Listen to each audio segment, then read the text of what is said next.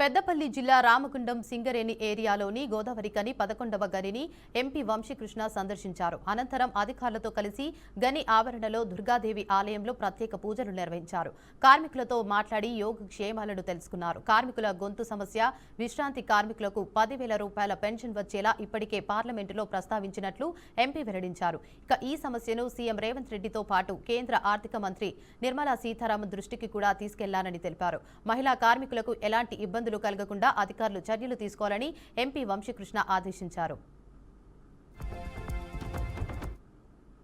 కార్మికులు వాళ్ళ సొంతింటి కళ ఏదైతే చెప్పినామో అండ్ మెడికల్ బోర్డ్ ఇప్పుడు చాలా మంది కలిస్తే వాళ్ళు చాలా బాధపడుతున్నారు. మాకు మెడికల్ బోర్డు మీద మూవ్మెంట్ లేదు.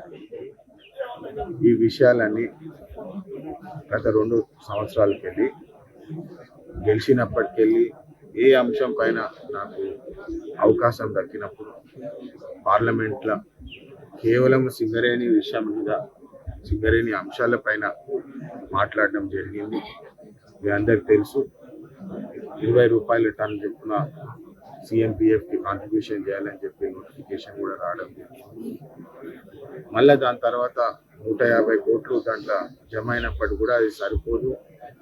ఎందుకంటే రిటైర్డ్ కార్మికులు ఇప్పుడు దాదాపు 3 నుంచి 5 లక్షల వరకు ఉన్నారు ఎస్టిమేట్. వారందరికీ మినిమం 10,000 చేయాలని చెప్పి ఏదైతే మేము డిమాండ్ చేస్తున్నామో పార్లమెంట్లో మళ్ళీ ఆ పాయింట్ రేజ్ చేసాం.